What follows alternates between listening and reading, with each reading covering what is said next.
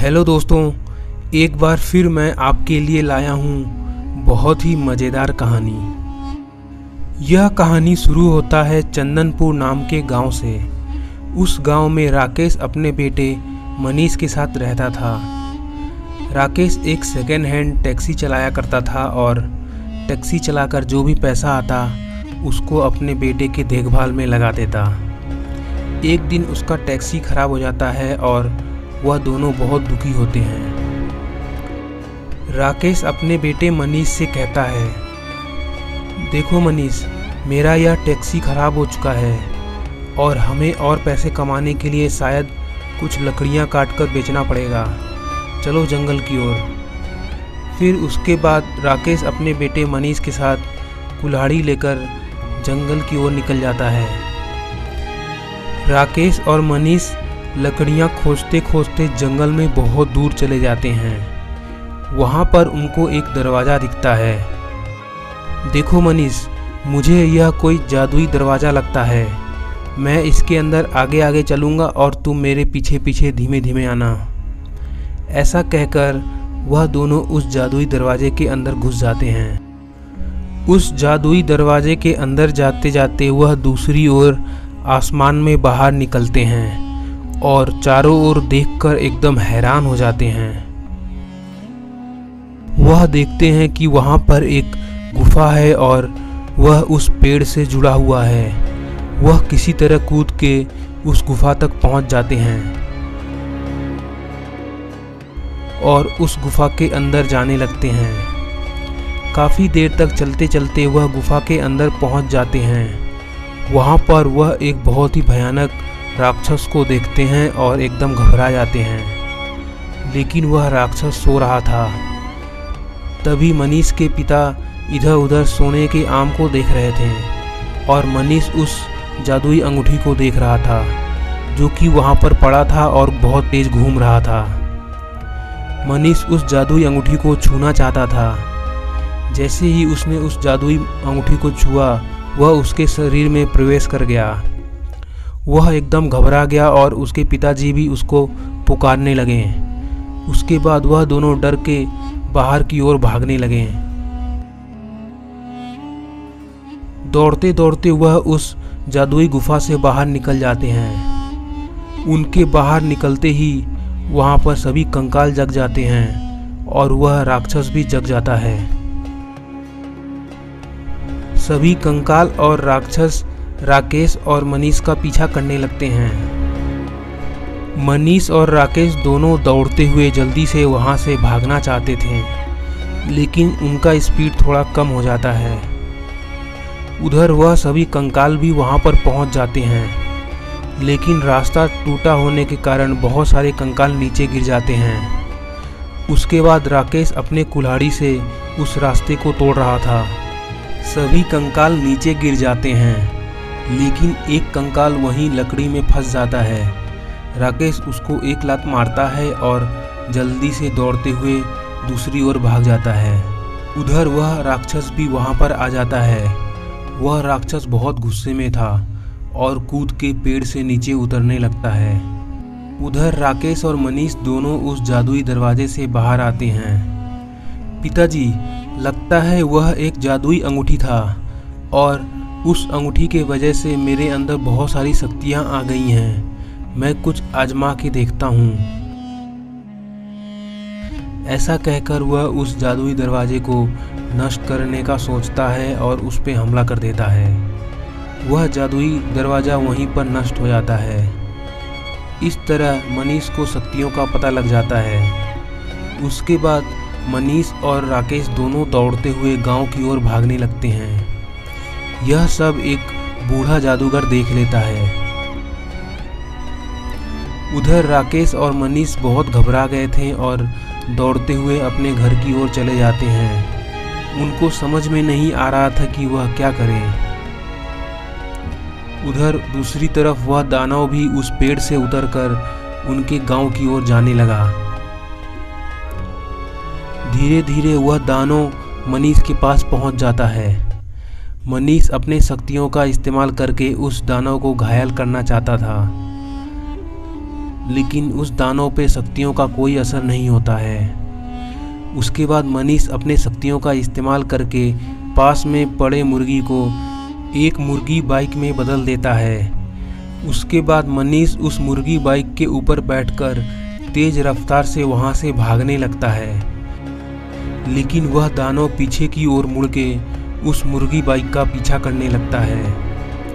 मनीष बहुत तेज रफ्तार से भागते हुए जंगल के बीच में पहुंच जाता है। तभी उसको वहां पर जादूगर दिखता है।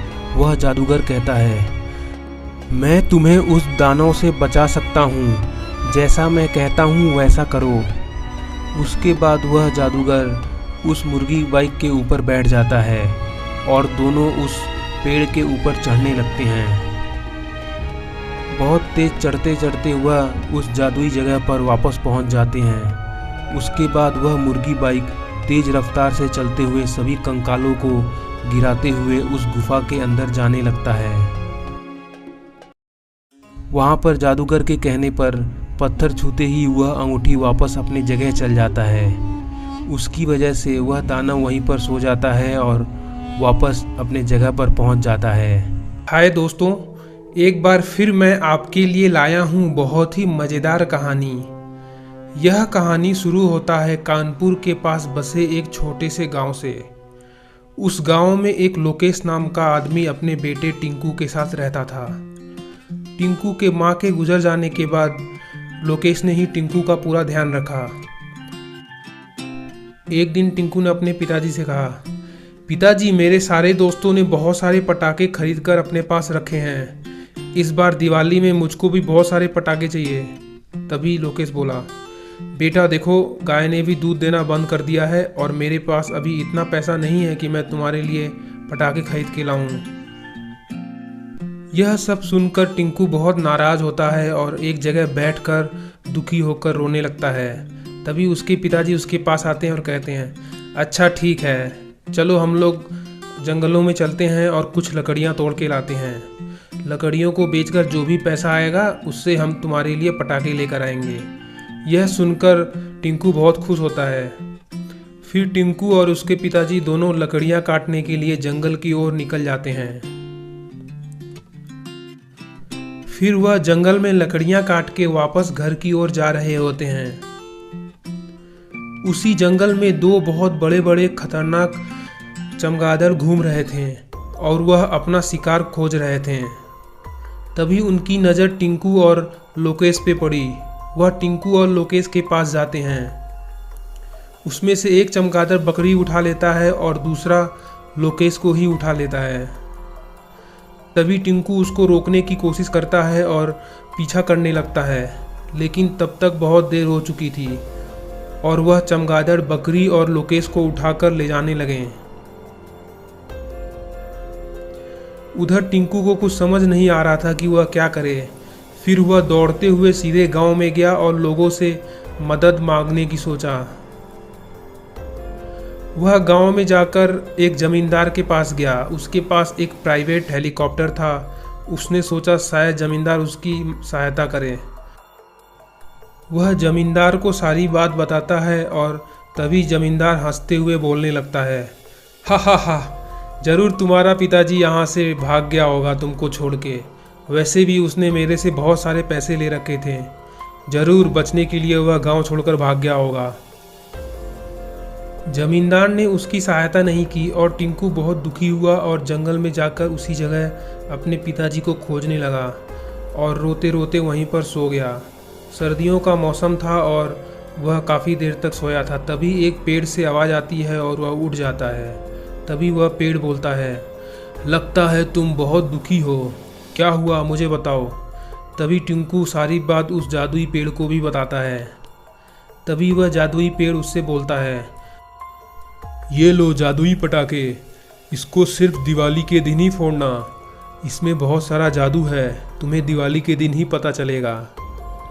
यह कहकर वह पेड़ उसको बहुत सारा पटाखा देता है और एक उड़ने वाला रॉकेट जैसा यान देता है। फिर उसके बाद एक मंत्र बताता है। उसको बोलने से वह यान टिंकू को लेकर बहुत दूर उड़ने लगता है। थोड़ी देर बाद जब कोहरा हट जाता है तब टिंकू देखता है कि 2 चमगादड़ उड़ते हुए कहीं जा रहे हैं।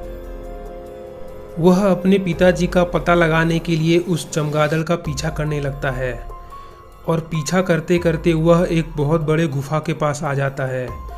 उस गुफा के पास बहुत सारे बड़े बड़े चमगादड़ थे और बहुत ही खतरनाक लग रहे थे। टिंकू थोड़ी देर के लिए डर जाता है, लेकिन फिर वह अपने जादुई यान से उस चमगादड़ पे हमला करने लगता है। लेकिन चमगादड़ वहाँ से भाग ही नहीं रहे थे।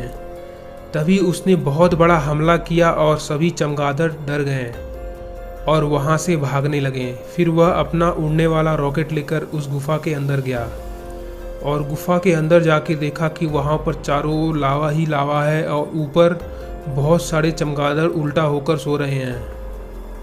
फिर वह अपने पिताजी को खोजने लगता है। तभी उसके पिताजी एक पत्थर के पास दिखते हैं और वह वहाँ पर जाता है और अपने पिताजी को अपने रॉकेट यान पर बैठाकर वापस घर की ओर निकल जाता है। लेकिन वह चमगादड़ उड़ जाते हैं और उसका पीछा करने लगते हैं। वह बहुत तेज़ी से गुफा से बाहर निकलता है, लेकिन चमगादड़ उसका पीछा नहीं छोड़ते और पीछा करते करते गांव के पास तक आ जाते हैं। थोड़ी देर बाद वह अपना स्पीड बढ़ा देता है और चमगादड़ से पीछा छुड़ा लेता है। तभी उसके पिताजी बोलते हैं कि किस तरह उनकी जान बच गई थी। वह चमगादड़ के पंजे से नीचे गिर गए थे और दौड़ते हुए एक पत्थर के पीछे छुप गए थे। वह घर वापस आके दिवाली के दिन जब रॉकेट जलाते हैं तो उसमें से बहुत सारा पैसा नीचे गिरने लगता है। उसके बाद जब वह अनार पटाखे को जलाते हैं तो उसमें से भी बहुत सारा पैसा नीचे गिरने लगता है। उसके बाद सभी लोग बोरा भर भर के पैसे अपने घर लेकर चले जाते हैं।